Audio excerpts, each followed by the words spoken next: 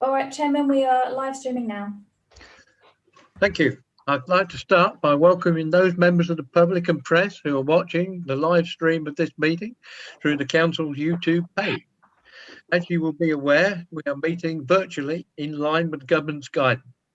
Members, please could you keep your video cameras switched on at all times with your microphones muted except when you're invited to speak.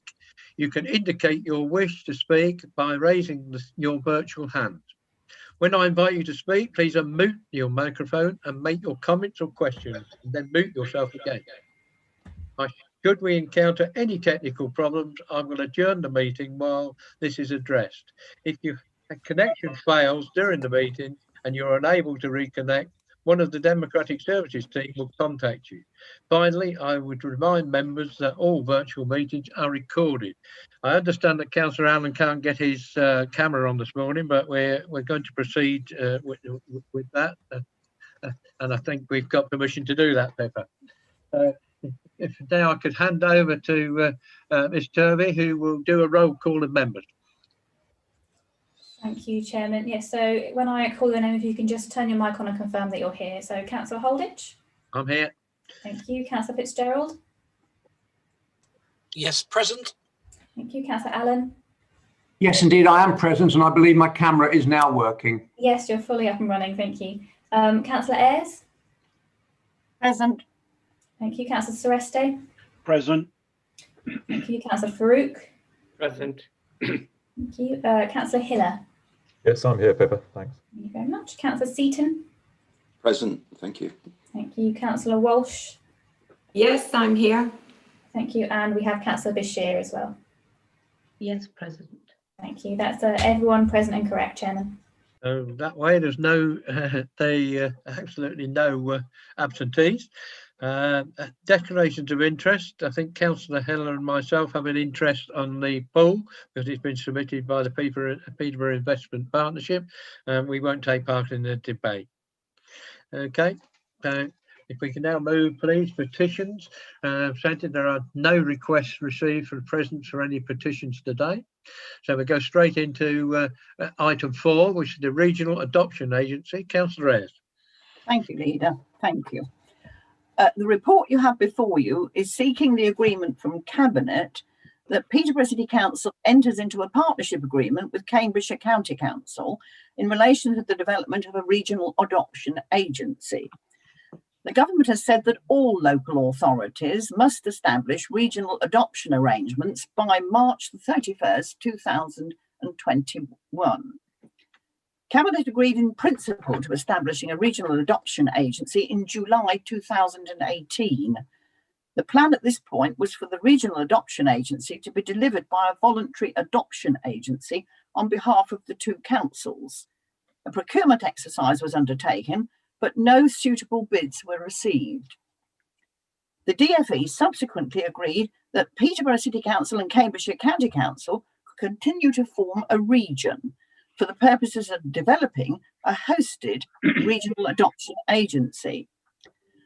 This is a good result for both councils. Regional adoption agencies have the potential to raise the profile of adoption locally, reduce costs by sharing some functions, such as recruitment assessment and post-adoption support. But establishing a regional adoption agency that works only across the two authorities also means that the service remains closely linked to the rest of children's services. And this is likely to be better for the children of Peterborough and Cambridgeshire than a regional adoption agency that covers more authorities. So the proposal to develop the regional adoption agency is therefore a good one, both for the council and for local children in need of adoption. Thank you. Can we go to questions? Yes, I believe that we welcome Lou Williams with us this morning, who's going to field the questions. Is that right, Councillor Ayres? Yes. Okay, welcome, Lou. Thank you. Good morning. Councillor Walsh. Yes, thank you. I listened to that with great interest. Councillor Ayres and I work jointly on lots of projects together, and I was really pleased to hear about this. But if Lou could please tell me, how are the outcomes for vulnerable children actually going to improve through this scheme? I did hear Councillor Ayres say they would, but how is that going to happen? Thank you. Yeah, thank you, Councillor Walsh. So I think that, Councillor Ayres referred to increasing the profile of adoption in her introduction. And I think that's one of the key issues, really. So what we want to do is create something which is a powerful advocate for adoption in the courts. So whilst only relatively small numbers of children every year become adopted, go through for adoption, actually for the right children, adoption delivers some of the best outcomes possible outside of remaining with one's own family. So it's a very positive measure. The issue sometimes is that the courts have become a bit reluctant to make adoption orders where children are slightly older, so perhaps primary school age. A few years ago, they used to be quite happy to do that. And the reason why they become reluctant is because they worry that a child might be left in limbo for a long time while we search for an adoptive parent. So they're concerned about that, and they want the child to have certainty as soon as possible. So what we would do here is make sure that by pooling recruitment, sharing adopters and children across the two authorities, it's more likely that we'll have matches for children. We can then be able to advocate for those individual children and persuade courts that actually making adoption orders is still in their best interest, which it is for the right children at the right time. Thank you, Lou. Councillor Bashir. Good morning. Thank you for that, Councillor Ayres and Lou. My question is, are all local authorities required to develop regional adoption agencies?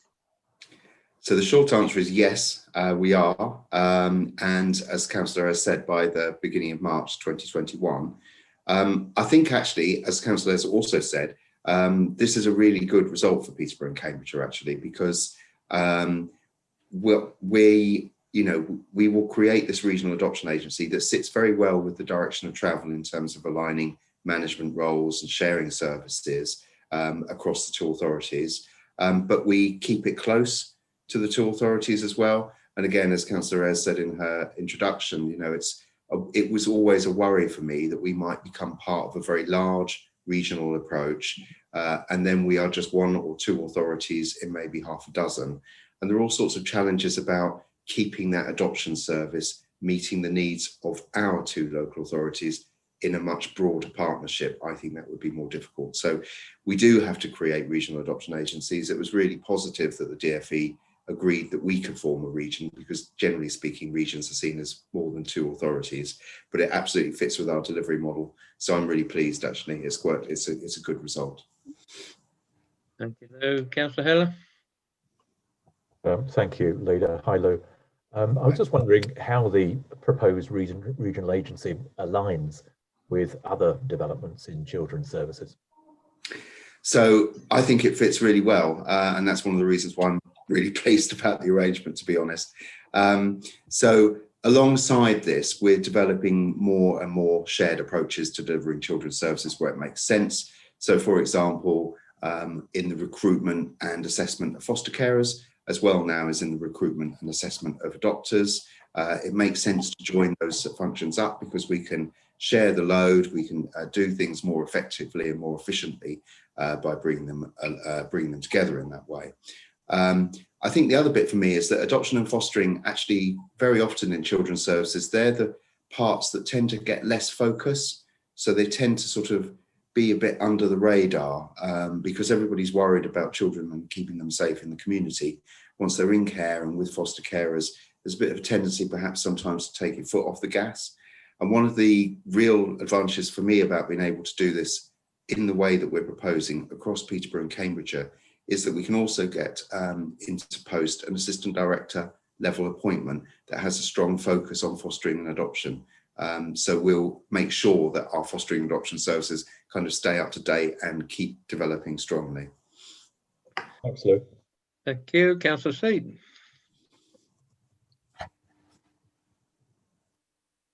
Thank you, Leader. Morning, Lou. Good to see you. What are the financial implications of the regional adoption agency, please? So there is a benefit to both local authorities for creating a regional adoption agency. There is also a benefit in terms of the delivery of the more. Lost you, Lou. Sorry, can you hear me now? Yes. Yeah, sorry. So I was saying there's a small financial benefit, essentially, Councillor Seaton, to delivering this. So there's a bit of a saving for both authorities in relation to adoption and sharing adoption. There are some swings and roundabouts in terms of creating a shared and aligned fostering service, and there's some benefits to some other parts financially. So when you add it all together, there's a benefit to Peterborough of some tens of thousands of pounds. So it is a better, it's a more efficient service, and there will be a small saving. Thank you. Councillor Allen. Yeah, thank you, Leader. Good morning, Lou.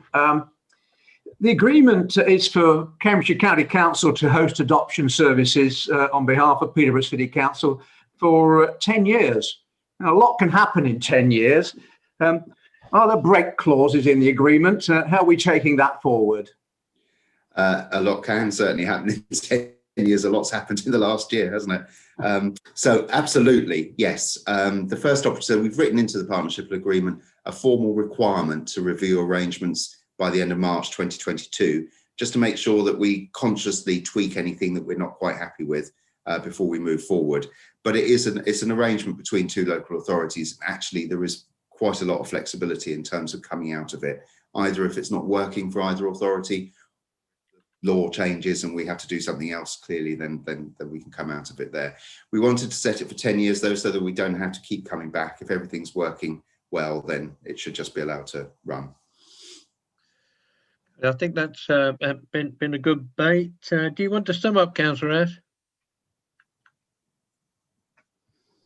Yes, thank you, Leader.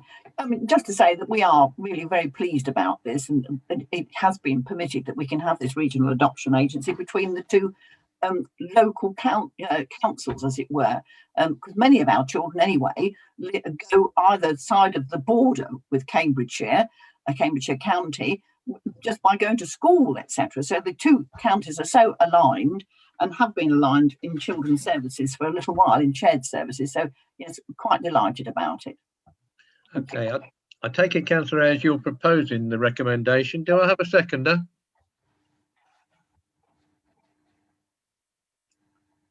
Yeah, well, I'll second it. Anybody wish to oppose the recommendation?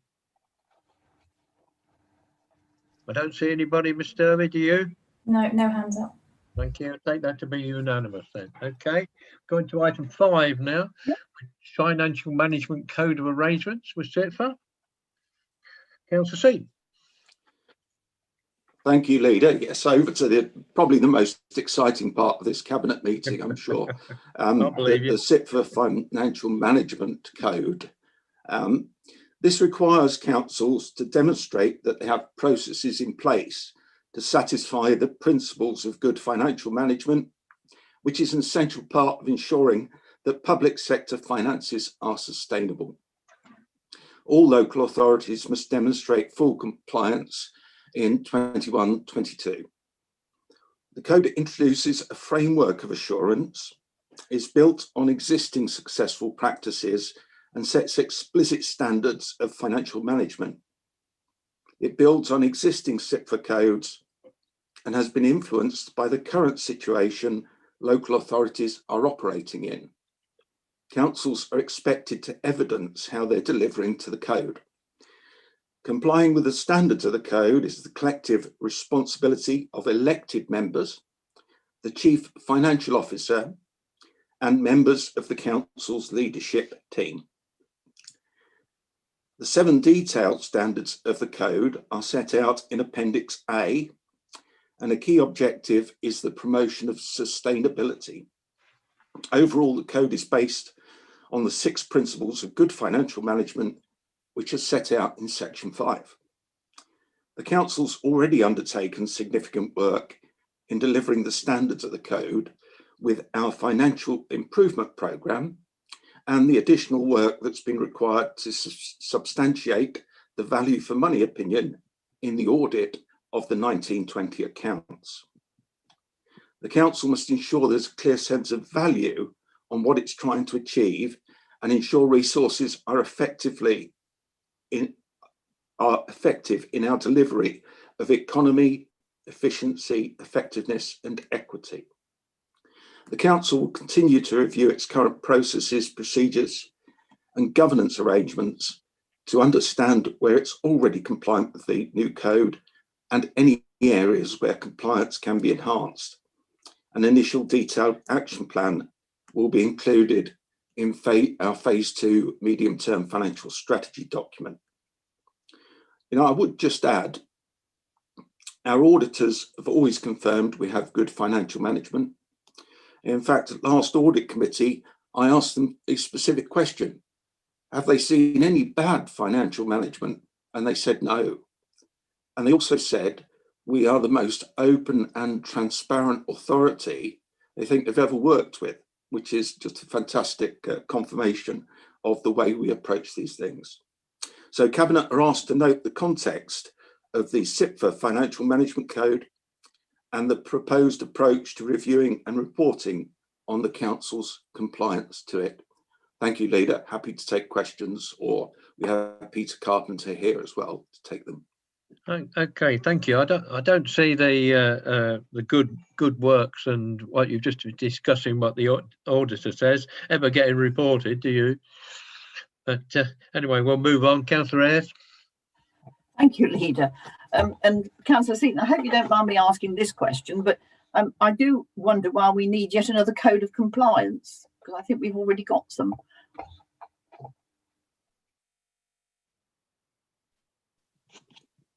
Peter? Can I start by saying I entirely sympathise with that point of view, but perhaps I could ask our Finance Director to just give his opinion.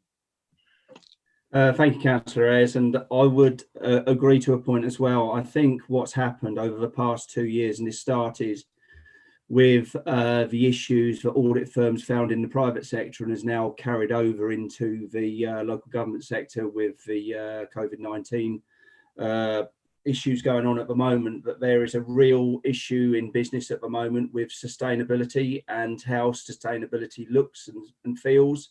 And if you haven't got sustainability, it asks further questions. Are you actually giving value, or are you effectively allocating resources to your priorities? And what this code looks to do is fit in with other stuff like the Prudential Code and the various other codes we've got to make sure that that is further entrenched in what you do. So, for instance, I would assume when I get into phase 2 of the budget and when I do my robustness statement, the final one, I do need to link to this quite significantly, because that's where it will probably hit more than anywhere else. Does that answer your question, Councillor Ayres? It certainly does. Thank you. Councillor Farouk? Thank you, Leader. Just to build on that question from Councillor Ayres, how will the Council demonstrate conformity to the FM code standards? Thank you. Okay, I'll take that, David. I can see you smiling. In terms of that, what we're working up at the moment is an action plan. We've obviously done quite a bit of work already. There are 7 standards and about 14 things under those standards we need, 14 or 15 things we need to look at in terms of subgroups. We're doing a gap analysis at the moment, and part of the MTFS phase 2, one of the sections will be, this is where we actually sit at the moment, this is where we're addressing the gaps, and this is how we're going to do it. Okay. Councillor Seresti.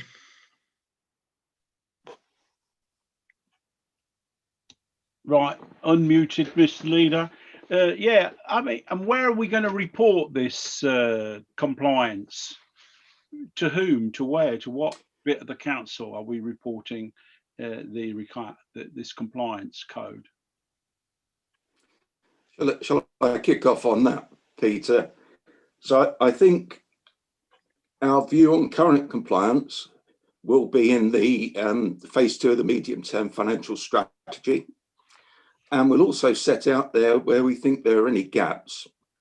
And it would be my intention to report to Cabinet with the financial monitoring reports. And I think there'll also be a report to the audit committee.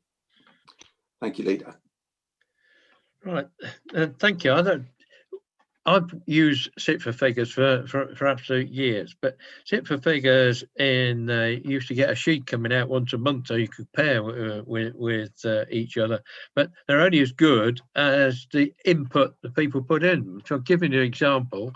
Trading Standards did inspections of cinemas and all the rest of it when the Fire Authority used to do, but it made the Fire Authority look cheaper and Trading Standards look more expensive. So how much is the standardisation of what they put in these days? Peter? Yeah, I agree with you, Councillor Holditch. I think it's a real issue. If you go back 10, 15 years ago, when we had the Audit Commission, we all had lots of data in terms of family trees, which all came from the same group of data. An issue is compliance for all councils to the same thing.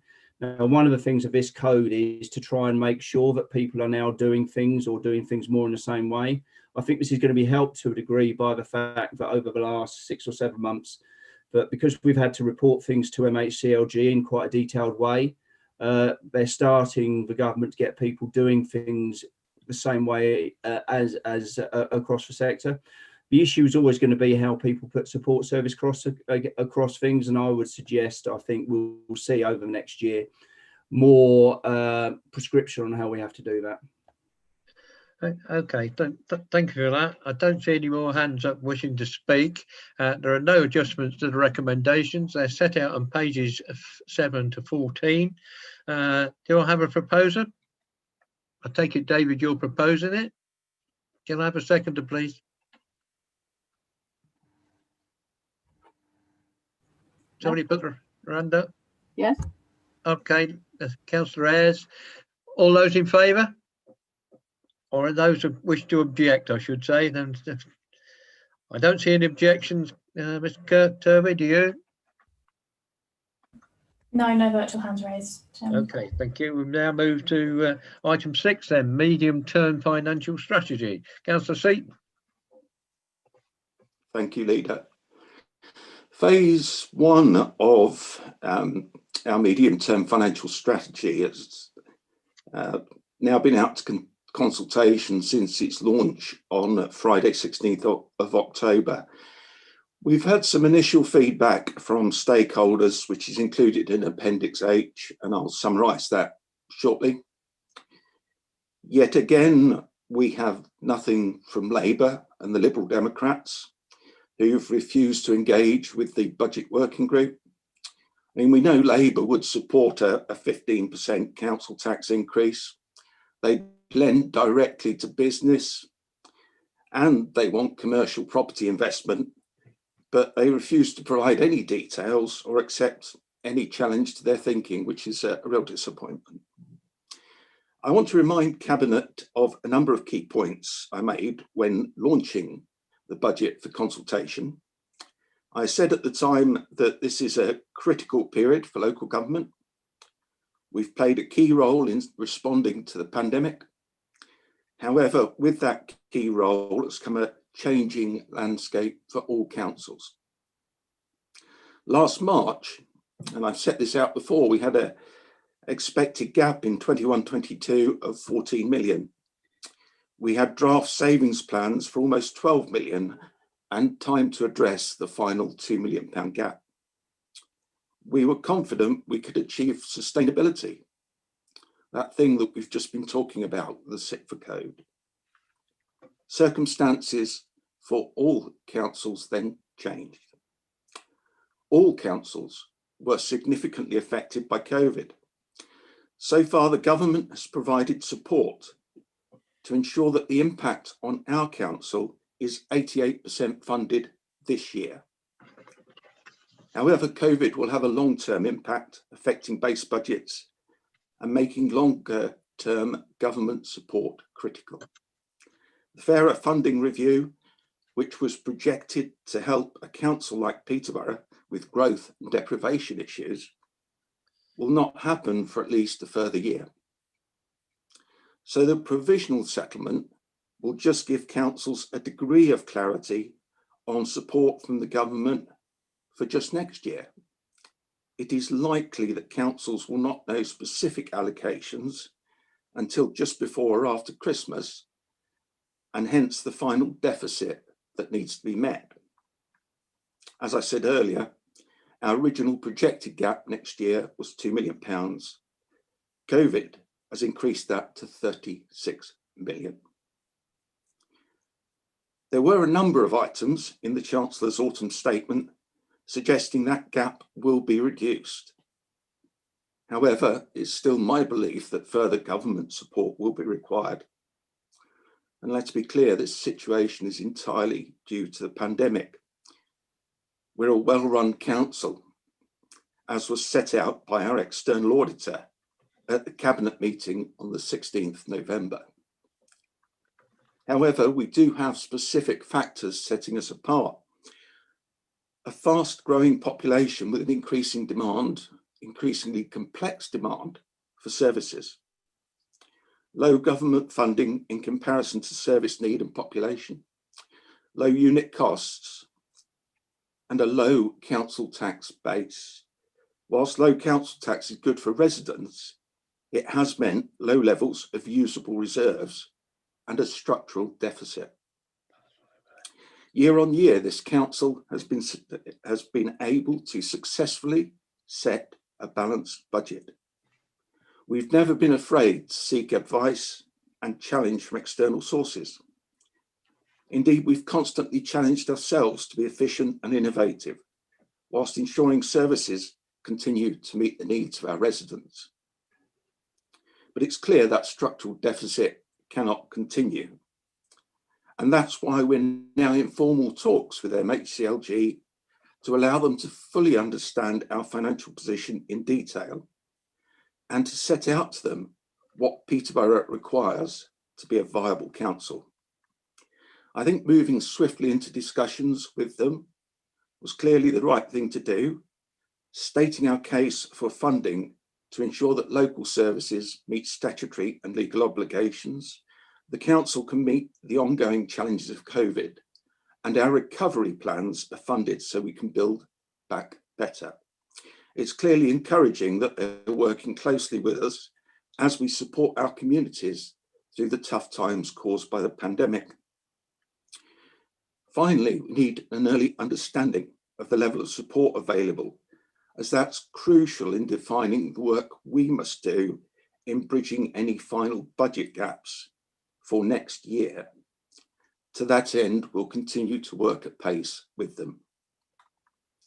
In terms of consultation, 8 direct responses have been received to date, with 5 of these responding that they feel they understand a fair amount about deficit position and initial savings proposals. Specific ideas raised include reducing the amount spent on adult social care, the introduction of investment bonds from locals and businesses, the generation of additional income via perhaps parking zoning and promotion of the area, and reviewing both council tax and business rate levels. We've also received fuller responses from both the Light Project and the joint scrutiny committee meeting on the 19th of October. And these are set out from pages 106 to 109. So Cabinet are requested to recommend items 5 to 7 and approve and recommend to Council items 1 to 4. Thank you, Leader. Happy to take questions. Right.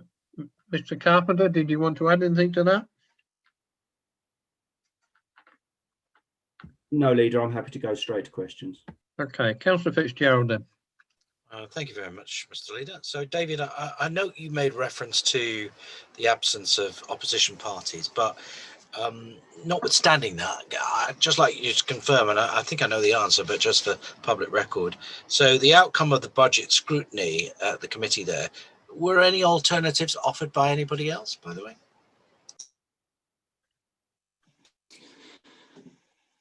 No, I mean, very little was put forward. I think there was opposition to 1 or 2 things. So some of the energy saving proposals were opposed by the Liberal Democrats, but no idea as to what the alternative options would be. So it was very disappointing. Thank you. Councillor Allen. Thank you, Leader, and thank you, David. Noting the comments on the LIGHT project, what did the wider responses from the LIGHT project and the Joint CF actually set out for the Council?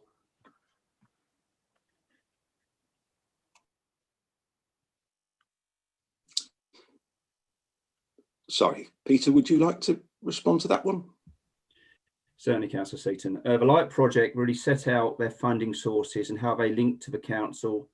And they set out for every £1 of council funding, they get an additional investment of £6 of delivery. They set out how they link in with the community to assist rough sleepers and how important work is communicated to the wider communities. The partnership work extends to Garden House, and 5 council housing needs staff are accommodated within their service. They're presently planning for the next 3-year period in a more purpose-built centre in the near future. The Joint CF acknowledged that the council are operating in a difficult financial position, and this in turn has impacted their members financially. They note their members have stepped up to the plate in respect of redeployments to help the residents of Peterborough. They have asked specific questions over the insourcing of IT will be efficient, the importance of the new AD housing services, and also the importance of the collection of debt. They think the brown bin fee increases are reasonable and asked if the streetlight initiatives will have their impact properly investigated. They also query if the council will be able to resource the new home care support team. Okay, thank you for that comprehensive answer. Councillor Walsh. Yes, thank you, Leader.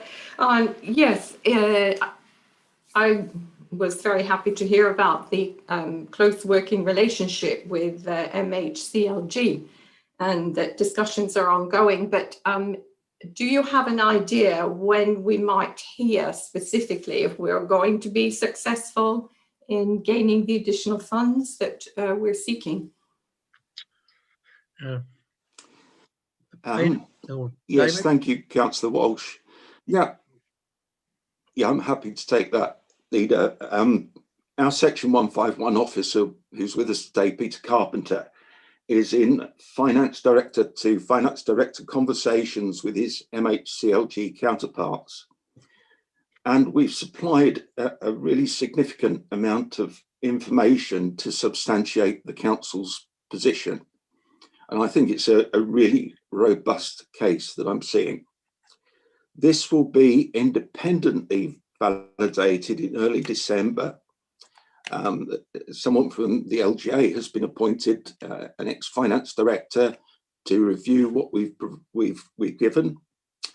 And so a report's expected to be delivered to MHCLG by mid-December. I think then we hope to hear from MHCLG offers on potential additional support and its form before Christmas, although this will need to be formally confirmed by ministers, but we are on a fast track to get answers. Thank you, Councillor Walsh. Thank you, Councillor Heller. Yeah, thank you, Leader. Thank you, David. Great introduction. Thank you very much. Very understandable. Reading the report, I see there's minimal change in the capital programme. And I just wondered when we would see this in detail, considering the monitoring report shows considerable slippage to date. Thanks. David, Peter. Peter, would you like to say something there? I mean, one important thing to point out is that we do have a capital board that looks at this in some detail. But Peter, do you want to comment? Certainly, and thank you, Councillor Hiller. Yes, generally, the more detailed changes to the capital programme will come in tranche 2. Tranche 1 takes account of the changes that came and went through council at the last meeting. We are concerned that the slippage does continue, and we've got the monitoring report later on the agenda, is significantly behind where we would normally be, and we're at the moment assessing how that affects both delivery in the second half of this, or the last third of this year, but also what will slip into next year, and just double checking that the funding streams, because about 40% of our programme is funded from external sources, will continue into next year, because that'll affect prioritisation of schemes if that's not the case. Does that answer your question, Councillor Hiller? Yes, it does, Leader, and thank you, Pete. Thank you, David. Councillor Farouk. Thank you, Leader. My question is, Peter, how does the new financial management code impact on the budget process, and have we been complying with it already? Thank you. Fundamentally, thank you, Councillor Farouk. Fundamentally, the new budget code is about sustainability. And as we talked about it with the earlier item, the key to the council's overall budget is to move us to a sustainable position. And so we are setting out what our gap is. We are setting out the approaches we're taking to go to sustainability. And all those things go to meet the new standards of the FM code. Obviously, the action plan we'll have in phase 2 of the budget will go one stage further, and I will have to link that into my robustness statement when I write that in phase 2 of the budget. Can I just make a couple of quick points there, Leader? Yeah. I think the things that our external auditors have said about us should give us real confidence. But I've also set out at Cabinet before some of the controls we've got in. So, you know, our finance director signing off new spend, the need for a business case for any item over £10,000. We've got some really strong controls in at the moment. And I think Peter's overseeing those. It's a fair bit of work, but it's really important. Thank you, Leader. Right. But to you, Councillor Seaton, there's under consultation and the the comments that came back. Will we be taking some of those into account when we do phase 2 of the budget? Peter, camera's on you. I mean, I think the answer is yes. Clearly, as we go to phase 2, generation of additional income is going to be really important. Exactly how we do that, we'll need to discuss. And clearly then council tax levels will also be under discussion.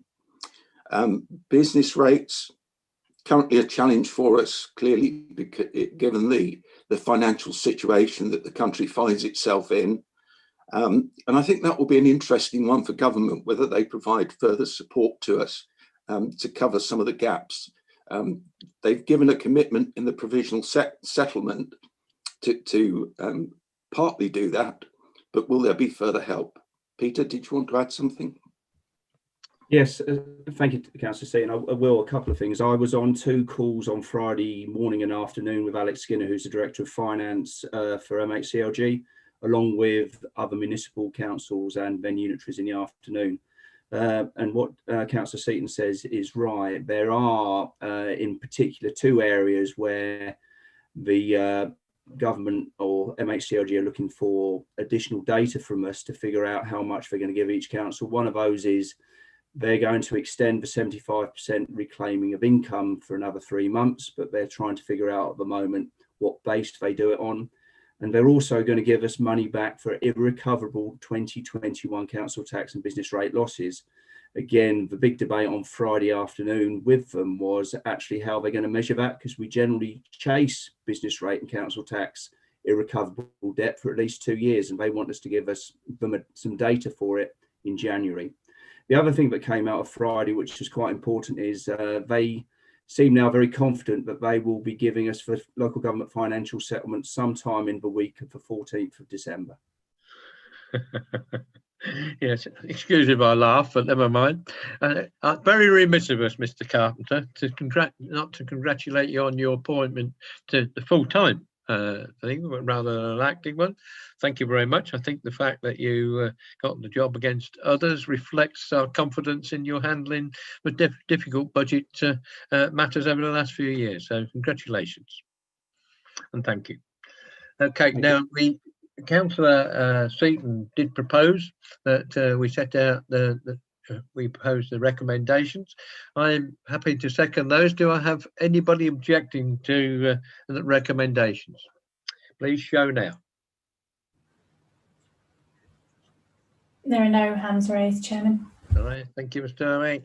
Okay, we're going now to item number 7, I think, isn't it?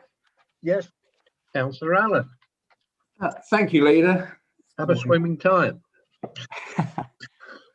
Morning, members. Before you on item 7, you have a comprehensive and detailed report and business case going to 113 pages. So please accept my apologies for a fairly long introduction to what is a lot of information to digest. When the existing regional pool opened in 1976, it marked the beginning of a new area of leisure provision in Peterborough. The regional pool has been a great asset to the city, helping improve the city's health and well-being since it was built.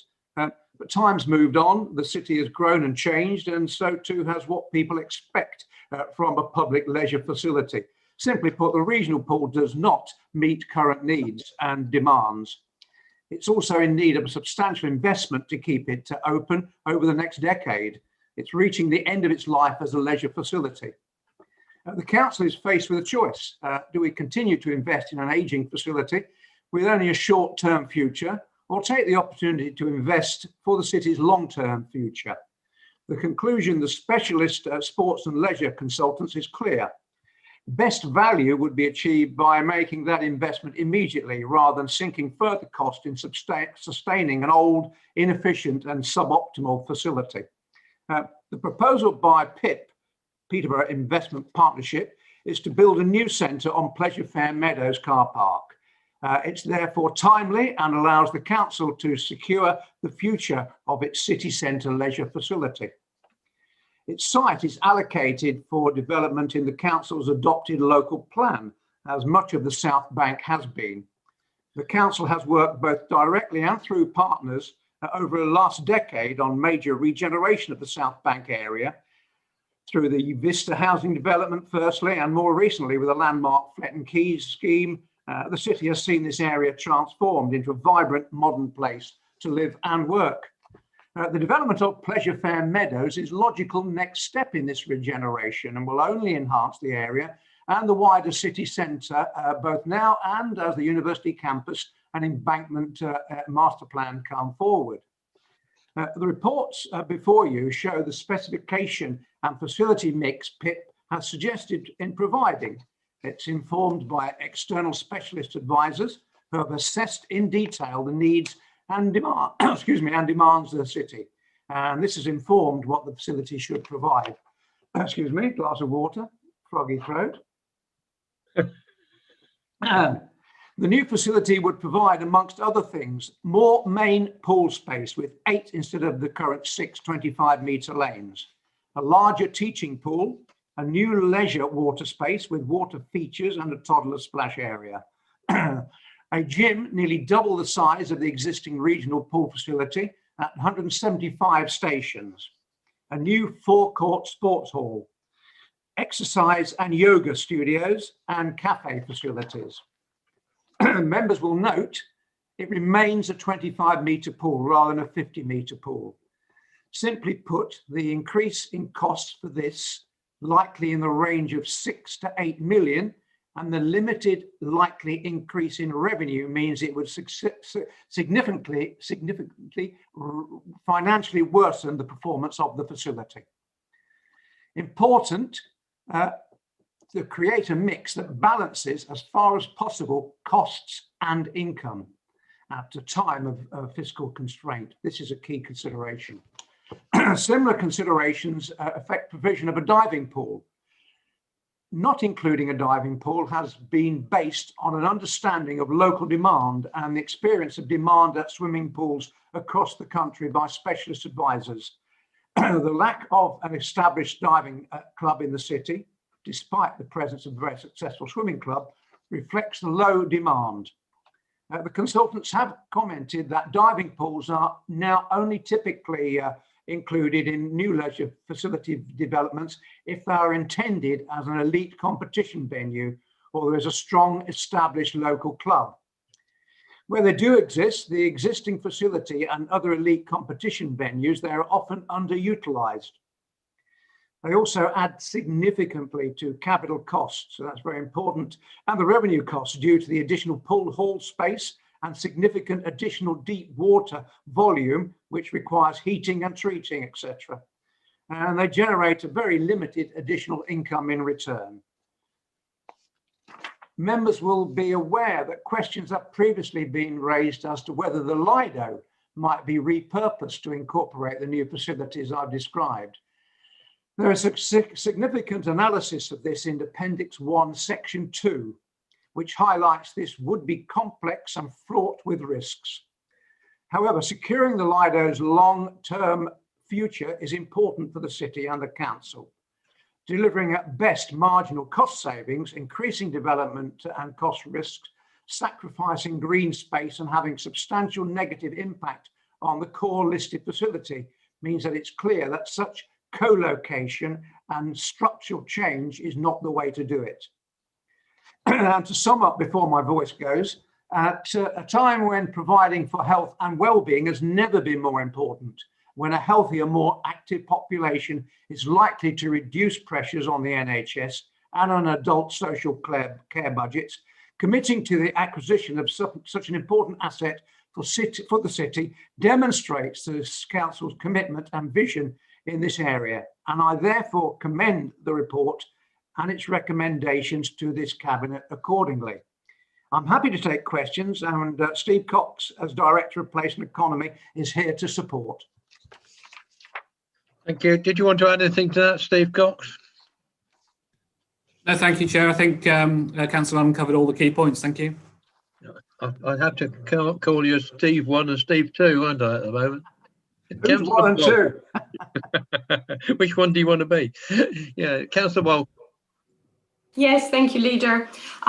This is a really exciting proposal. As a pool user myself, I can't wait to see a new facility in the city. That's great.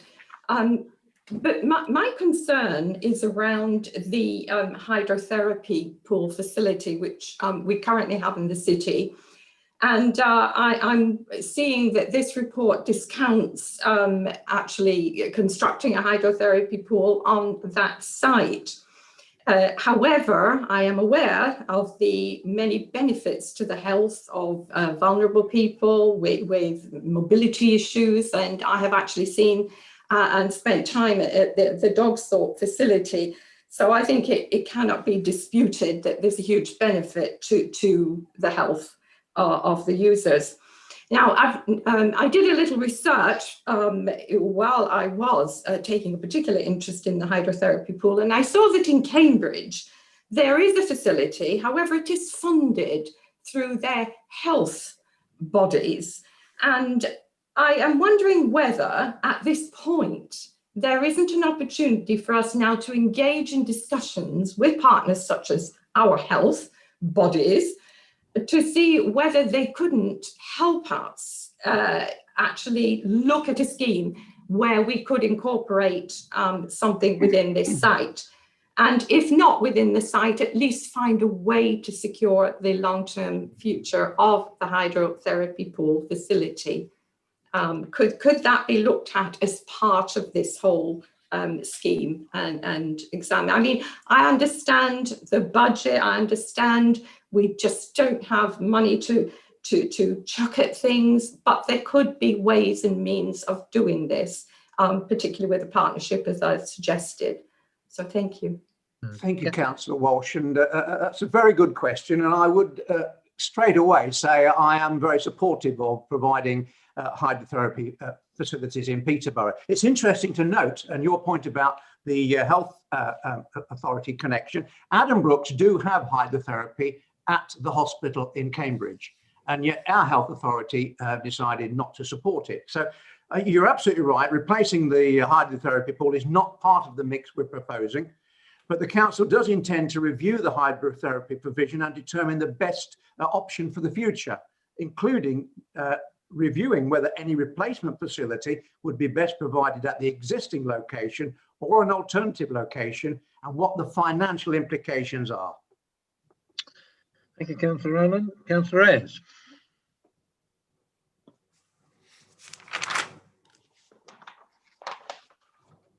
Thank you, Leader. Sorry it took so long. Yes, can I have just a few more details about why it's necessary to replace the present regional pool as opposed to renovating and refurbishing it, please? Thank you, Councillor Ayres. The current regional pool was built in the 1970s. The building itself and the plant and equipment inside is dated and in need of significant maintenance, repair and replacement.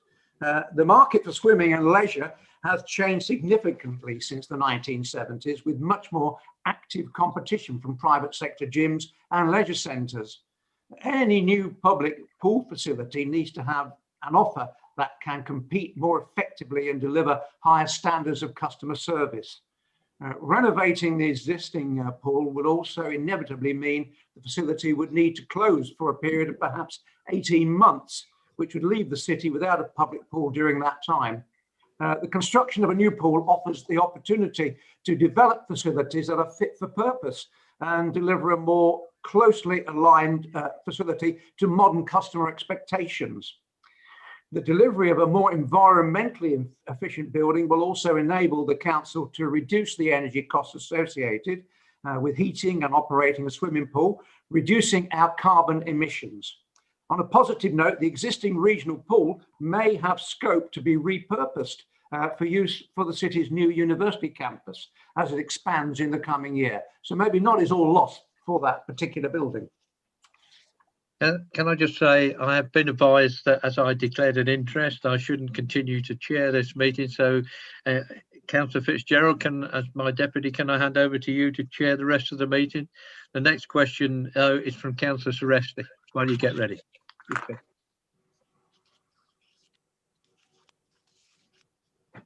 Thank you, Leader.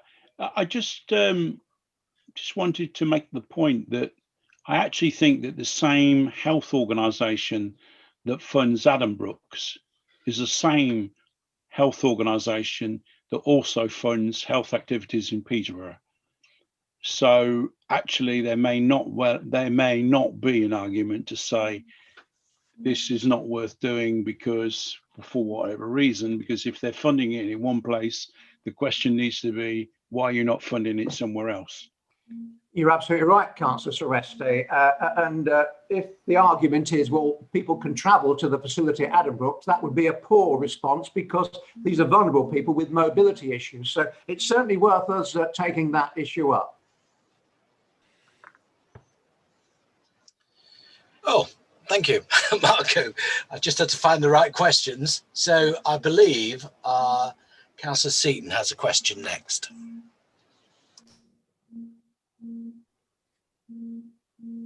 Thank you, Deputy Leader. Well, a couple of points first. I think it is worth reflecting on the fact that maintenance of the regional pool runs into many millions of pounds, extremely expensive to keep maintaining the regional pool, and that's a factor in this. I totally agree with what Councillor Walsh and Councillor Seresti have said. You know, there are clear health benefits of hydrotherapy, and frankly, I think the CCG need to explain themselves as to why they won't engage with funding the hydrotherapy pool.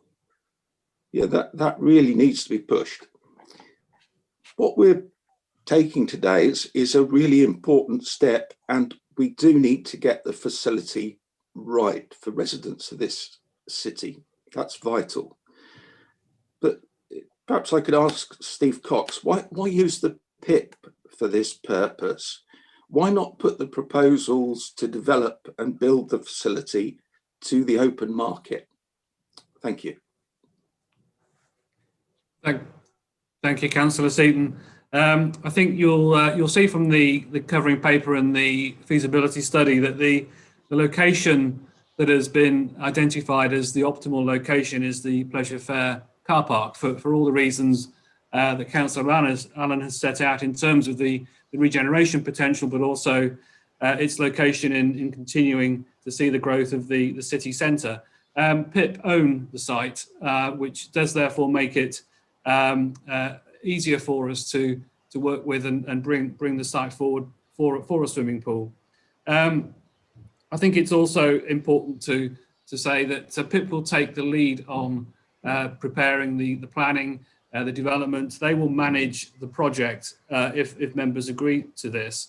So therefore, they're taking the risks on this for us, and I think that's an important point for us to keep in mind. They will ensure that they go through the right tender processes. Of course, they will, but it's important that they are seen to lead that. So PIP is there as a mechanism. We are 50% owners of it, but this does enable us to stand to one side to allow them to deliver the scheme to a specification that we will need to be satisfied with once that's completed, and that based on what is written in the business case that's set out and the list of mix of uses that was talked about earlier, will deliver a scheme, I think, that will add tremendous value to a growing city.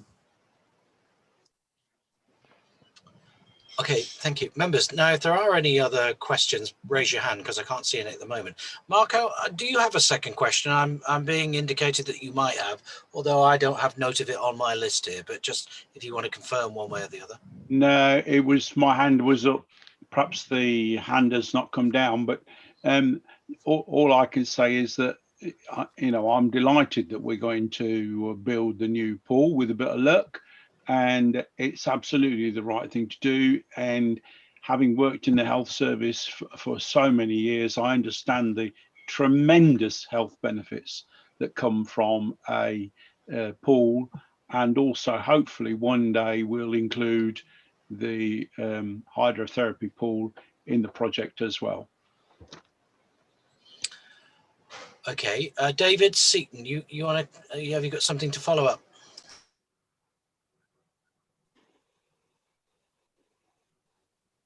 Yes, I just wanted to add one point, which is, you know, looking at the financial proposals here, we really need to ensure we get the maximum commercial benefit from this. We deliver the best facility we can, but I think generally facilities like this make a profit. And so, you know, I just wanted to say I will be keeping a very close eye on the numbers here to make sure we get the maximum benefit. And that may be a recommendation that we want to consider as a cabinet. Okay, thank you very much. Anybody else got any other questions? I've got a couple of comments, but I can't see anybody else. Okay, so just with my portfolio hat on, which I've held for some time, and Irene will also recall as well, she will have been involved in the decisions, as would have been John. There was a lot of pressure put upon the CCG, who point blank refused to commission in Peterborough any hydrotherapy services. So it's not for the want of trying by the council and pressure from me and others to try and get the CCG to reconsider in what is not predominantly, wholly a health issue, because the benefits of hydrotherapy are health related. I don't see that, you know, it's leisure related. So we have been very good in supporting the hydrotherapy pool because we took the decision willingly and knowingly to give it support. There are a number of differing views about the benefits of it, but we've come down basically on the side of, yes, we'll try and keep it going. So I echo David's sentiments and comments as well. And I know that a lot of the cabinet feel the same way, in the sense that we need to be ambitious. We need to be, you know, front and centre, do the very, very best we can for our residents. So I think Councillor Walsh has put her hand up, so I'll shut up again. And I'll take yours down, David, if it's an old one. Councillor Walsh. Thank you, Councillor Fitzgerald. Yes, I am aware that you, like me, have looked into the issue of the funding of the hydrotherapy pool going forward. I think my point here is that whilst I'm aware that there is resistance for some reason in Peterborough, I think this is an opportunity to engage once again in discussions with the CCG to understand whether they can't bring something to the table, because it's all been down to us so far with the hydrotherapy pool. We see what the situation is with regard to our budget, and yet we did not want to just let that facility go because of the benefits. So I do think it is worth another try at engagement and see whether there isn't an opportunity with this current development and within the discussions of it. Thank you. Okay, that seems to be everybody. So quite a lot of debate and thought and comment around this. Steve, I don't know whether you'd like to sum up at this point in terms of what we do, where we're going, and what your thoughts are. Happy to do so, Councillor Fitzgerald, Chair. I think that what I'm feeling is a lot of support for a very exciting project, but I'm feeling that members really have needs to perhaps drill down a bit more on the hydrotherapy pool. There's clearly, that's a facility highly regarded in the city, and I think that perhaps this is a great paper, but the hydrotherapy pool is something that we can't quite agree on. So I'm just wondering, before we approve the recommendation, perhaps I could suggest we set up a subcommittee with yourself, Councillor Fitzgerald, with the health portfolio, Councillor Walsh with the communities, and Councillor Seaton with the finance portfolio, to just have a look at this again one more time. We don't want to delay because we want this wonderful, exciting facility provided in our city, but perhaps we can have another look at it before we take it to the next step. Would that be a good proposal? If all members are happy with that, and I don't see any dissension. Sorry to interrupt, Chair. When you say subcommittee, do you mean a working group? I think a working group is probably the better expression. Okay. Is that what you mean, Councillor Allen? I'm sure you do. I'm sure a working group would be fine with the said members because of the experience they would bring to that conversation.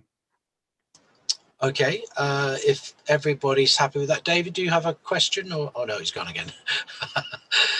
In fact, you've disappeared completely now. So okay, so we'll make a note of that. Steve, you can liaise with our cabinet office team to arrange the necessary meeting. I don't think it has to go through Democratic Services. It can just be done through the cabinet support team. Yes, I think you're nodding. Which Steve, one or two? Karina and Michelle will organise. We don't need to get Democratic Services involved, is what I'm saying. Okay, that's fantastic. They've got enough to do. Indeed. And they're all supposed to nod enthusiastically there. Yes, we have. Right. So other than that, we can note the items in the report, etc. And I think that's that item. Is that correct, Pippa? It's just really for noting that. Yeah, well, it's just to confirm if there's any objection to the recommendations in the paper at all. Right. Okay, so subject to the caveat of just having some more discussion about it, I think that's agreed, yes? Looks like everybody's saying yes. And I can step back out of the chair and reintroduce our erstwhile chairman, Mr. John Councillor Holditch.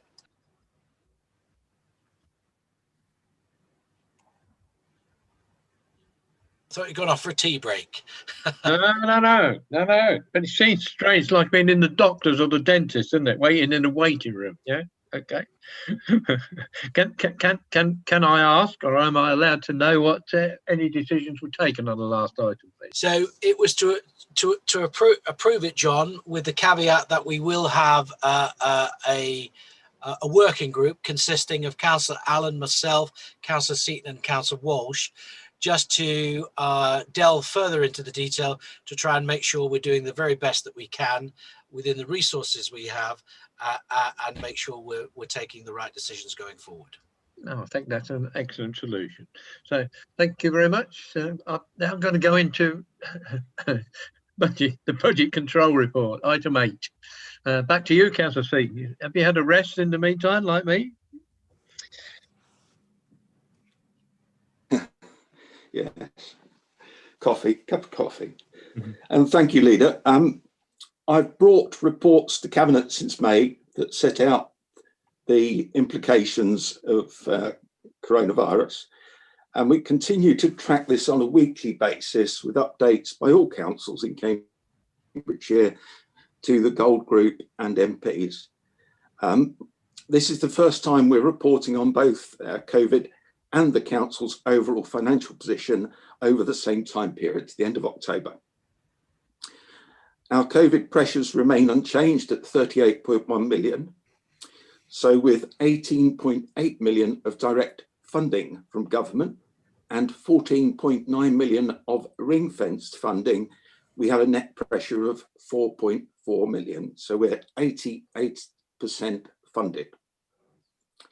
Our updated monitoring projection across all budgets shows a net overspend position to the end of September of 5.6 million, and that's a 1.3 million deterioration. The main increase is a requirement for residential placements in order to free hospital capacity. These placements are forecasting an additional £1 million of cost once the CCG stops funding them, as there will be an increased social care client base. Therefore, the council's overall position is slightly worse than the COVID position. The updated detailed analysis of under and overspending is contained in Appendix A. I think it's also important to note that the council has promptly delivered the additional funding that the government has provided to local businesses. The initial BES grant and discretionary grant schemes have now closed, and over the first 6 months of the financial year, we've provided a quite remarkable £74.7 million of funding to businesses through either direct grants or business rate relief, hardship funding of £150 for over 9,200 people claiming council tax support, and £181,000 of grant assistance to reopen our city centre. Collection rates for council tax, that's 1.6% lower, and business rates 17.7% lower, continue to improve as the year progresses.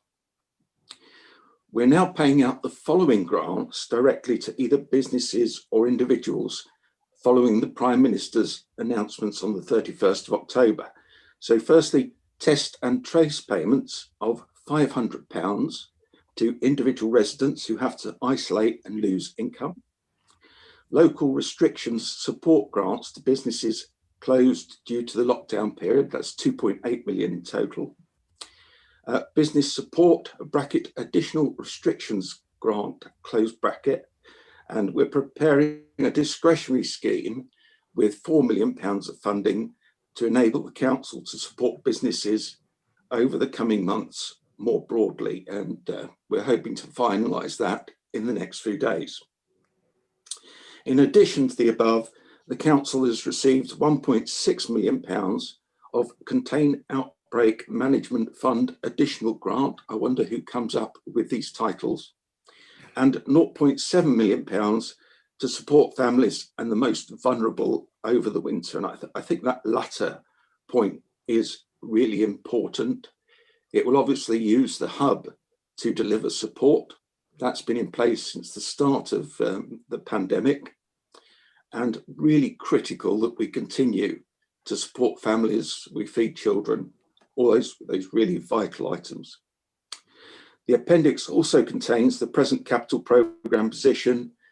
We've touched on that previously. We still have only £16.2 million of spend for the year to date, which is substantially below plan, and that's being reviewed.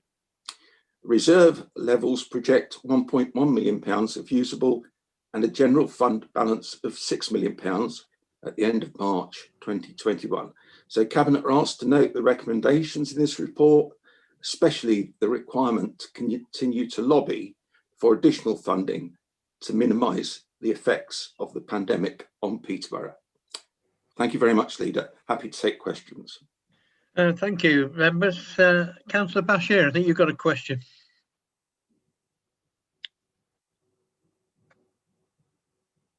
You're muted.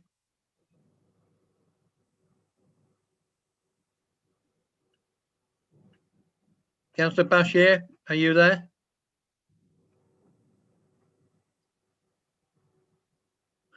Okay, I'll move on. Councillor Fitzgerald.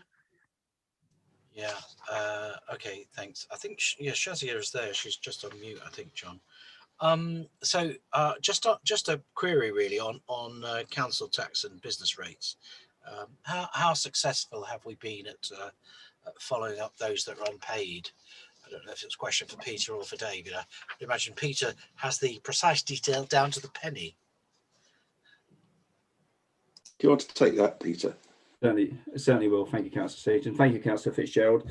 Over the summer, we've seen these collection rates go down, although we've still got deficits in both areas. I think that was helped to a degree by the fact that we're rather limited until September, and then with courts opening, because you couldn't actually do the full set of recovery.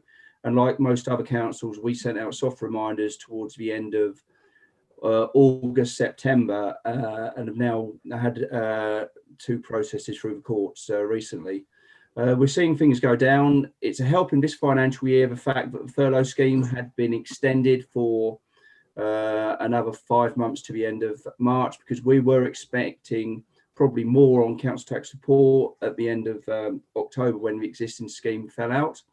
That will now happen in the new financial year, but at the moment it's quite positive.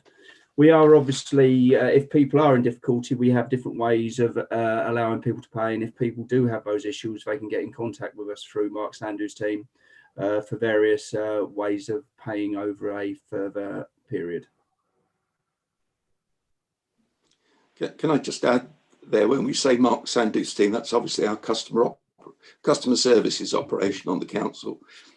I think there's a couple of really important points to make. One is we have been extremely sensitive in the fact that residents may well have had difficulties, but we do need them to talk to us if they've got difficulties and reach appropriate arrangements.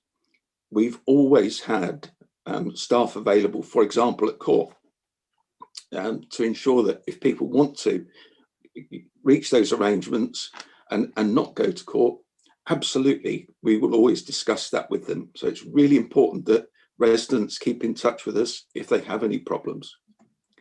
Thank you, Leader. I think that's very good advice. Don't hide, because we can help. Don't get yourself into further difficulties. So, Councillor Allen.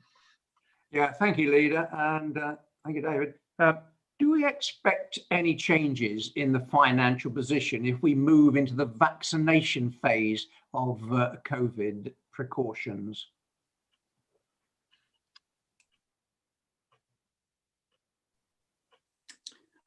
Thank you, Councillor Allen. I suppose that might be one for our Chief Executive, who I know is very closely involved with the vaccinations stage. I think the answer is yes, we do. But it's very hard to judge the magnitude of that, as it will depend on when the vaccinations become widely available. You know, we've allowed for significant effects on our budget for the full financial year. If costs increase significantly, it's likely that additional government support will become available, as has been the case up to now. But I think we really hope that if the vaccines work effectively and rates reduce, then the opposite may be the case. We may get some positive benefit for our budget. Peter, did you want to add something? Yeah, thank you, Councillor Seaton, and thank you for the question. Yeah, I want to add a couple of things. I agree totally with what David's saying. Again, in the talks I was in on Friday with Alex Skinner and MHCLG, their view is they're seeing the vaccination starting to roll out over the next 2 months and are assuming that after June next year, we're starting to get back to a little bit more of normality. And also just emphasising what Councillor Seaton said about our funding, we assumed in our 38 million of additional funding that roughly 20 million was the first half of the year and 18 million was the second half of the year. Again, in the meetings I was at on Friday, the overall national stats are that a lot of councils have assumed over 70% of their funding is in the first 7 months of the year and only 30% in the last 5. So I think we're slightly more future-proof maybe than a number of councils in that respect. Thank you, Peter. Chief Executive, did you want to say a few broader words about vaccinations? I know that will be of real interest to people. Thank you very much. And through you, Chairman, it's clear that there's 2 vaccinations that at the moment are seem to have good efficacy and are still waiting approval. There is a massive mobilisation campaign being led by colleagues in health, but with the support of local government, the military, police, etc., to roll out the vaccination programme.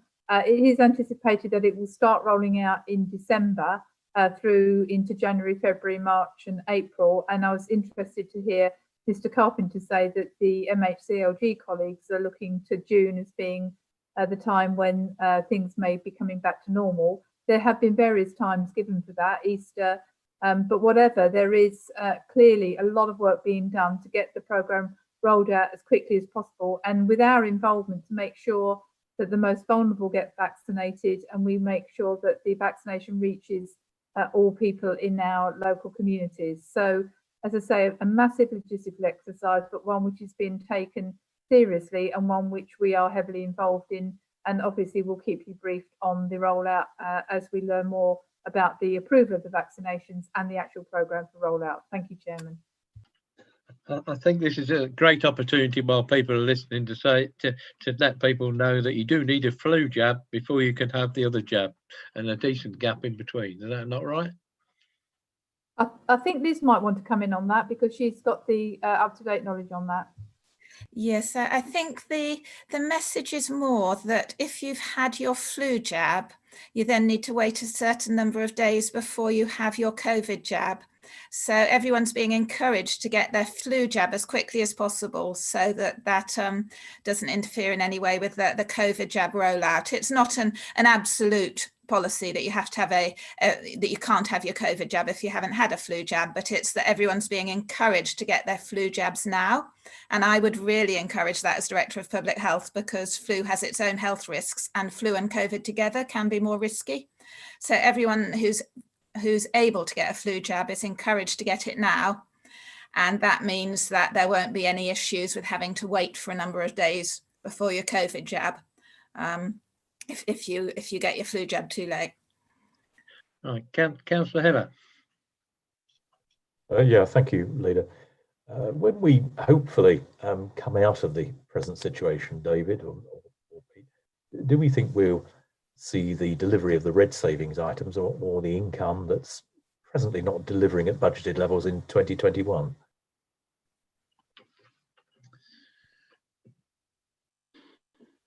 Peter, are you going to take that? Thank you, Councillor. Thank you, Councillor Hiller. I think we're continually reviewing savings and income levels in the present plan that are not being delivered, and whether we can do so in the future. But Peter, did you want to give a view on that? Thank you, Councillor Seaton, and thank you, Councillor Hiller. Yes, we will continually review these items. We've got about £5.5 million worth of those red savings that will not be delivered. I mean, one of the interesting things to look at, if we go back 10 years and the 2008-2009 crash, it took about 2 years for income levels to come back. And so we don't want to be too enthusiastic that things will come back as quickly. We'll always try to get them back as quickly as possible, but we have to be minded that some of these things will take time. Thanks for that. Okay, thank you very much, Councillor Farouk. Thank you, Leader. Now that there's a light at the end of the tunnel, the Council and Peterborough will start to move into a recovery phase.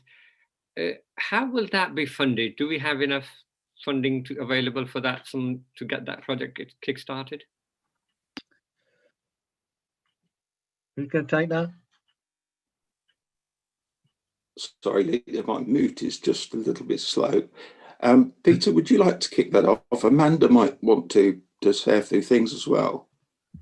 Oh, well, I mean, from a funding point of view, obviously, we've only got a couple of sources where we can get the funding from. We've got limited reserves and capital receipts, which can be used for transformation, although our capital receipts pipeline is not massive.